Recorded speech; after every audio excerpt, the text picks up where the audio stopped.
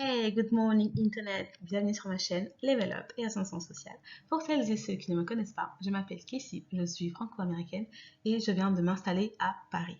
Alors, je suis nouvelle sur YouTube, donc je vous invite à vous abonner à la chaîne, à liker la vidéo et également à partager pour témoigner de votre soutien tout simplement. Je décide sur ma chaîne d'aborder les problématiques sous le prisme de l'ascension sociale et donc n'hésitez pas à entrer en contact avec moi si vous souhaitez voir aborder sur cette chaîne certains sujets tout simplement. D'accord. Alors aujourd'hui nous allons parler d'hypogamie. Donc l'hypogamie est vraiment le contraire de l'hypergamie. Et nous allons plus précisément parler de Nicki Minaj et de ses mauvais choix amoureux. Nous allons également évoquer les sujets concernant la pression sociale faite aux femmes par rapport au mariage et également différents aspects en fait, de la vie affective de Nicki Minaj et des leçons que nous pouvons en tirer. Alors, Nicki Minaj n'est plus à présenter. Nicki Minaj est une rappeuse à succès. Elle a vendu des millions d'albums dans le monde entier. Elle n'est vraiment plus à présenter. Alors, ce qui va nous intéresser ici, c'est vraiment, on va dire, son background familial. Donc, comment est-ce qu'elle a grandi pour arriver à faire des mauvais choix amoureux. Et comme toujours, en fait, la stratégie affective d'une personne est souvent basée sur son enfance. D'accord. En fait, tous les chocs qu'un enfant va subir dans son enfance, eh bien, cela va l'aider à, comment dire, à grandir un petit peu, à construire l'adulte qui va devenir par la suite. Donc, toutes les mauvaises et bonnes expériences qu'un enfant subit, en fait, il est susceptible justement de pouvoir emmagasiner toutes ces expériences-là et de pouvoir prendre des décisions plus tard basées sur ces expériences-là. En gros, tout ce que vous faites subir à un enfant, en fait, ça va le marquer. Et ça va faire en sorte que par rapport à ses choix futurs, il va tout simplement se calquer sur ça. Alors pourquoi aujourd'hui je parle de ça, c'est que Nicki Minaj n'a pas grandi dans un environnement favorisé. Elle a grandi dans une famille qui est un petit peu défaillante, où le père était un toxicomane, où le père battait sa mère, et donc les parents se disputaient très souvent. Ils se battaient d'ailleurs devant Nicki Minaj, et elle a été du coup obligée de créer une sorte d'alter ego pour pouvoir tout simplement échapper à sa réalité, pour pouvoir justement ne pas subir toute cette violence familiale, et pouvoir un petit peu comme ça s'évader, pouvoir rêver tout simplement en tant qu'enfant. Alors Nicki Minaj était une adolescente également un petit peu turbulente puisqu'elle est tombée enceinte adolescente, donc très très jeune. Elle n'a pas spécialement connu le père de l'enfant et malheureusement elle a été obligée du coup d'avorter et de mettre fin à cette grossesse. Cet événement l'a beaucoup marquée et elle est tombée dans une grave dépression. Elle a d'ailleurs dit qu'elle a failli mourir à plusieurs fois parce qu'elle n'avait pas en fait réussi à guérir cette blessure liée à l'avortement. Elle en parle dans sa chanson qui s'appelle Autobiographie, où elle donne vraiment plus de détails. Donc, je vous invite à aller la regarder si vous souhaitez avoir plus d'informations sur ce sujet. Alors, Nicki Minaj, à l'âge de 20 ans, s'est mise en couple avec le rappeur Safari. Elle est restée en fait 12 ans avec cet homme-là, donc de ses 20 à ses 32 ans. Et ça, c'est le premier red flag. Les filles, on ne reste pas une longue période avec un homme sans avoir une vision claire et précise de l'objectif de ce couple. Je m'explique. Au bout, allez, je veux dire, dépendamment de l'âge que vous avez, vous ne pouvez pas vous permettre de rester plus de 10 ans, plus de 12 ans, plus de 5 ans avec un homme sans savoir où vous allez. Vous devez, dès le départ, dès le moment où vous vous mettez en couple, vous devez avoir une vision claire de votre couple, de vos projets sur le court, le moyen et le long terme. On ne se met pas en couple gratuitement, entre guillemets, j'ai envie de dire. On ne se met pas en couple sans vision, on ne se met pas en couple sans plan précis en fait. Le couple, ce n'est pas un jeu, ce n'est pas un stage de 3 mois, c'est un investissement non seulement de votre part, en termes de temps, d'énergie, d'affection, d'émotion, mais c'est également en fait un moyen pour vous protéger et pour vous élever dans la société. Donc faites vraiment attention avec qui vous mettez en couple d'une part, et de l'autre, ne perdez pas de temps dans des couples sans lendemain, ne perdez pas de temps dans des couples sans avenir. Donc, Nicki Minaj est en couple avec Safari, ils sont restés 12 ans ensemble et la relation n'a malheureusement rien donné. Aucun projet de mariage, aucun enfant, rien du tout. D'accord. Donc, Nicki Minaj est sortie de cette relation un petit peu déprimée, est vraiment sortie de cette relation brisée. Et je pense que ça a été vraiment le déclic par rapport à ses futurs choix amoureux par la suite. Je m'explique. Donc, elle avait une relation plutôt stable avec cet homme, puisque 12 ans, ce n'est pas rien. Mais ensuite, une fois qu'ils se sont séparés, elle n'a pas pris le temps de soigner ses blessures. Ça, c'est la deuxième erreur qu'elle a commise.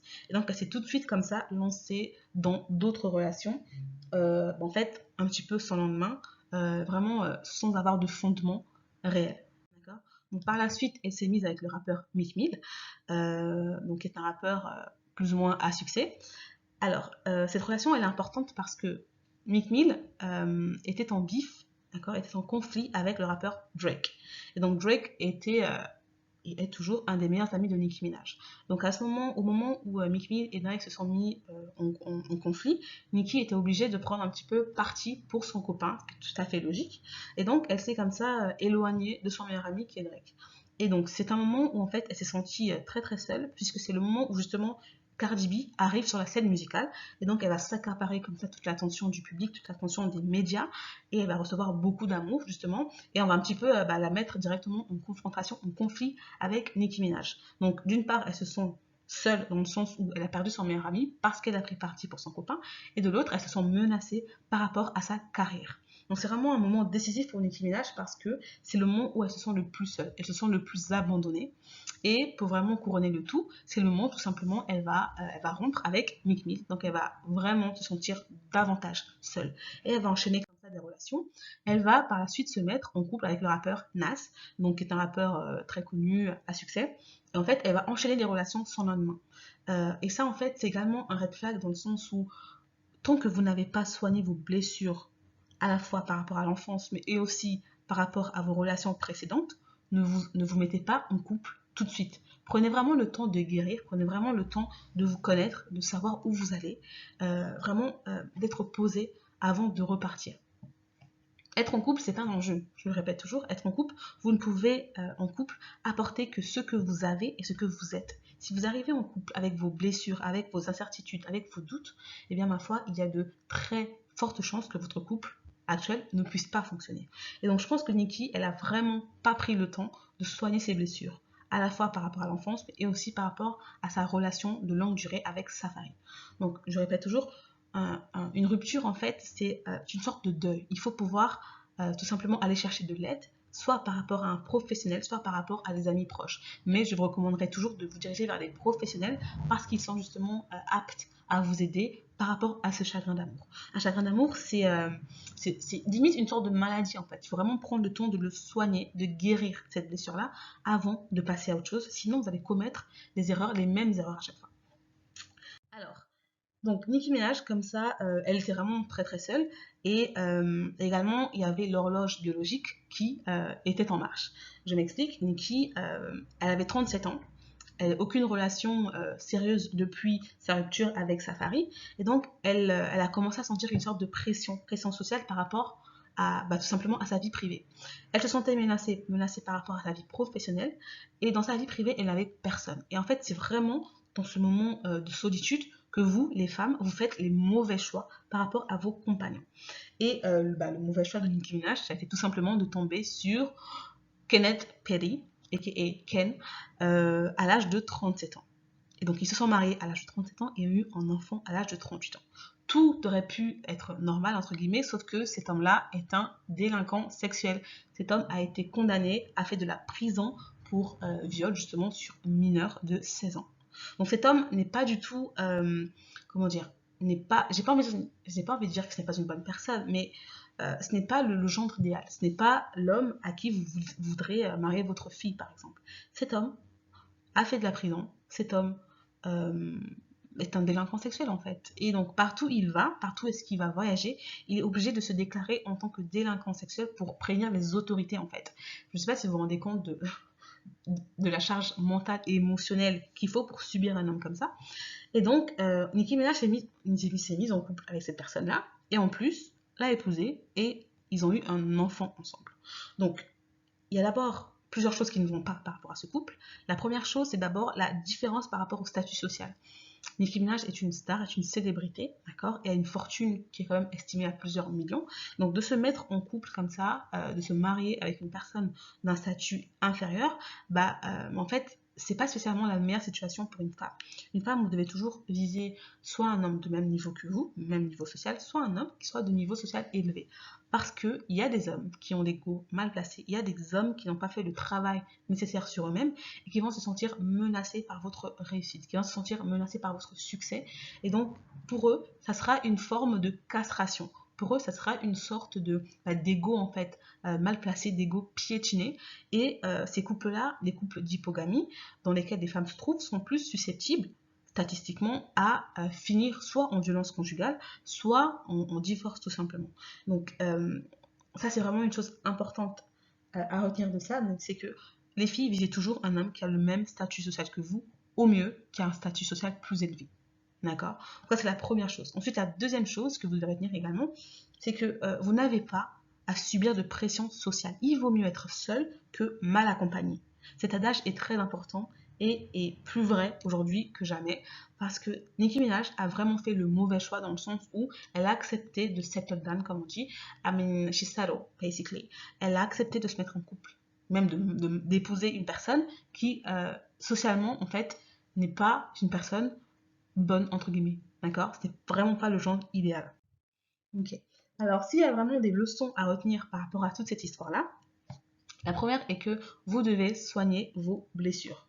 Les blessures de l'enfant, en fait, les blessures que vous ne soignez pas vont vous rattraper tôt ou tard. D'accord? Tous les bagages émotionnels que vous ne gérez pas, que vous ne soignez pas, vont toujours vous rattraper et vont toujours en fait vous suivre comme ça, peu importe votre progression, peu importe vos réussites sociales, tant que vous ne serez pas soigné, mais en fait, vous n'irez pas bien et vous serez susceptible de faire des mauvais choix par la suite. Il y a d'ailleurs un très bon livre qui parle de ça, donc il s'appelle Les 5 blessures qui empêchent d'être soi-même, de Lise Bourbeau. Je vous conseille vraiment ce bouquin, il est très intéressant. Donc les filles et les hommes également qui me suivent, soignez vos blessures, soignez votre passé émotionnel, faites la paix avec l'enfant que vous avez été, avec les personnes que vous avez rencontrées durant votre enfance.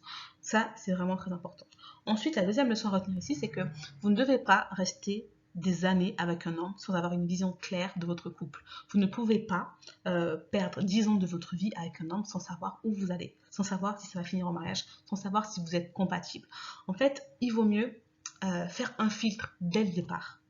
Je m'explique. Prenez une feuille de papier et écrivez toutes les caractéristiques importantes pour vous que votre homme doit avoir. Et donc, une fois que vous aurez écrit ça, en fait, vous allez tout simplement filtrer par rapport aux hommes qui vous courtisent. Et ensuite, prenez le meilleur homme par rapport à vos prétendants.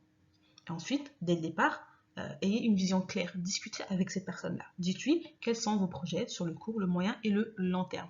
Si les projets qu'il vous propose ne sont pas en adéquation avec les projets qui sont les vôtres, il faut partir. Ça ne sert à rien de rester 5 ans, 10, 15 ans en couple avec une personne si vous n'avez aucun projet d'avenir. Vous perdez du temps. Surtout que si vous êtes une femme, vous savez qu'il y a une horloge biologique. Et donc, à 40 ans, vous avez peu de chances par la suite de pouvoir faire un enfant ou même de vous repositionner sur le marché du dating. Ça, c'est la deuxième leçon à retenir. Ensuite, la troisième leçon à retenir, c'est qu'il ne faut pas céder à la pression du mariage. Pour celles qui me suivent et qui sont en Occident, à la limite, si vraiment vous voyez qu'à 35 ans, vous n'avez personne, faites congeler vos ovules, quoi.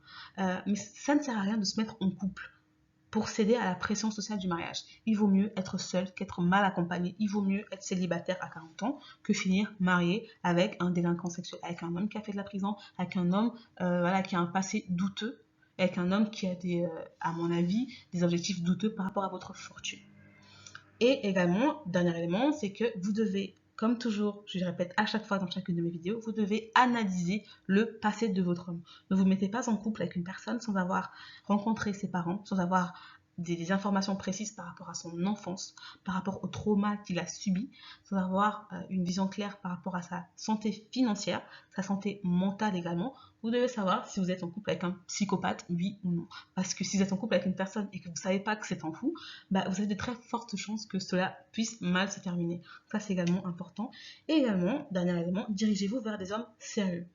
Ce que j'entends par homme sérieux, c'est un homme qui a un passé clean, c'est un homme qui n'a pas eu une vie sentimentale de débridée, qui ne fait pas d'enfants à gauche à droite, qui n'est pas dans les choses louches, qui n'est pas dans les choses bizarres et qui a des sources de revenus plutôt correctes et stables. Donc voilà, nous arrivons à la fin de cette vidéo. Je vous invite à vous abonner à la chaîne. Je vous rappelle que je suis nouvelle sur YouTube, donc abonnez-vous, likez la vidéo, partagez si vous souhaitez tout simplement partager une expérience que vous avez vécue ou si vous souhaitez donner des conseils par rapport à notre communauté. La communauté s'agrandit et je tiens à vous remercier. Je vous dis à la prochaine. Bye bye.